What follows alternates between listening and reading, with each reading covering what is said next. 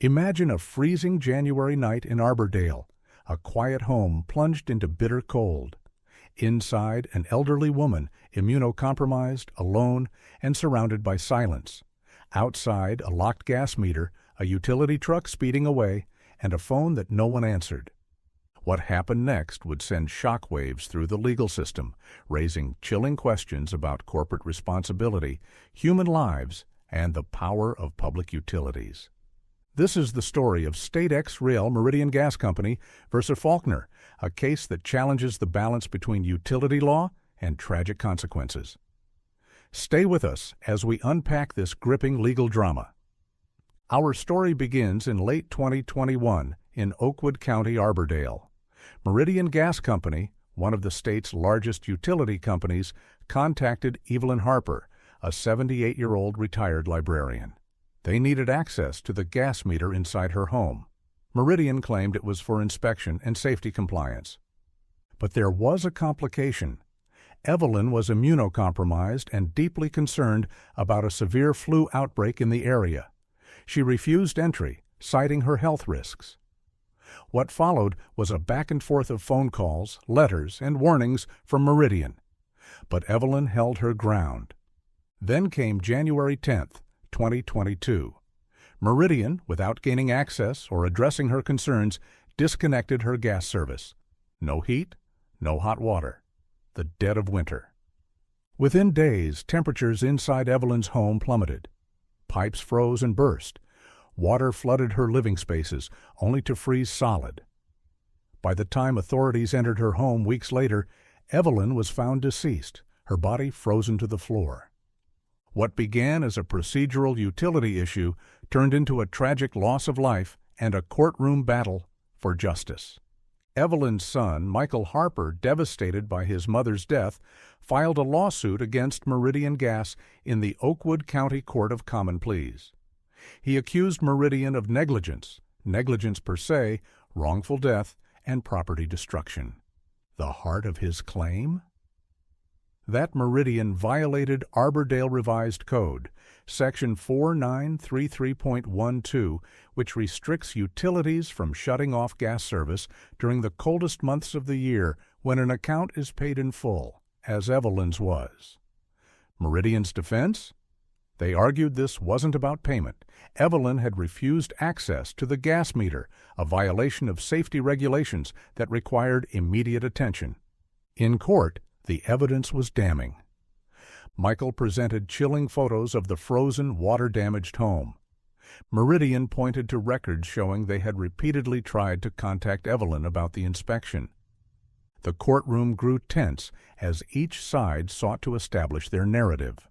Was Meridian recklessly negligent or simply following state and federal safety protocols? Judge Stephen Faulkner allowed the case to proceed, ruling that Michael's claims under common law could be heard. But Meridian wasn't done. They filed for a writ of prohibition, seeking to stop the trial altogether, arguing that only the Public Utilities Commission of Arbordale, PUCA, had jurisdiction over the matter. The case made its way to the Arbordale Supreme Court. Meridian's argument rested on two key points. One, that disputes over utility shutoffs fall under the exclusive jurisdiction of PUCA. 2. That shutting off service, even in January, is a practice normally authorized by law if safety protocols aren't met. The court agreed. Drawing on the Allstate test, a two-part framework for determining jurisdiction, the justices ruled, yes, PUCA's administrative expertise was needed to resolve this dispute, as it involved utility regulations. Yes, service disconnection is a practice typically authorized under Arbordale law. This reasoning was guided by two landmark cases, State ex rel, Central Gas v. Henderson, 2004. This case, logically, a customer alleged wrongful termination of gas service without proper notice. The court ruled that such service-related disputes must be brought before PUCA. It emphasized that allegations, even when framed as tort claims, are still service-related if they involve utility practices regulated by law. The decision clarified that PUCA's expertise is essential for determining violations of Arbordale Revised Code. Section 493, 3.12. Allstate Insurance Co. v. Urban Electric, 2008. This case established the jurisdictional test used in utility disputes. It asked, 1. Does the issue require PUCA's administrative expertise? And 2. Is the action in question a practice normally authorized by the utility? The court held that if either answer is yes, the matter falls under PUCA's jurisdiction. This test became the cornerstone for resolving conflicts between common law claims and regulatory authority. By applying these principles, the Arbordale Supreme Court issued a writ of prohibition. Judge Faulkner was ordered to vacate his orders, halting the trial. The rulings in Henderson and Allstate reflect a broader trend of deference to regulatory bodies like PUCA in utility disputes. This ensures consistency in decisions and avoids duplicative litigation. However, critics argue that such rulings limit recourse for individuals like Michael who seek accountability in common pleas courts. The Meridian case also underscores a critical ethical tension.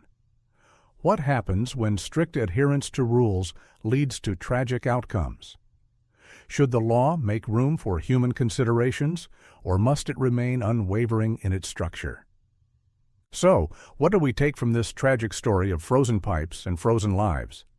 It's a case that forces us to ask tough questions about the intersection of law, policy, and humanity. When does strict adherence to protocol become a form of negligence? How do we ensure that regulatory systems serve not just the rules, but the people behind them? For Michael Harper, his fight for justice didn't end with the court's ruling. It's a reminder to all of us. The law may provide clarity, but it doesn't always provide comfort. Thank you for joining us on this deep dive into State ex rel Meridian Gas Company v. Faulkner. If you found this episode of AI on the Bench thought-provoking, share it with someone who cares about the balance between corporate power and individual rights. Until next time, stay curious and stay informed.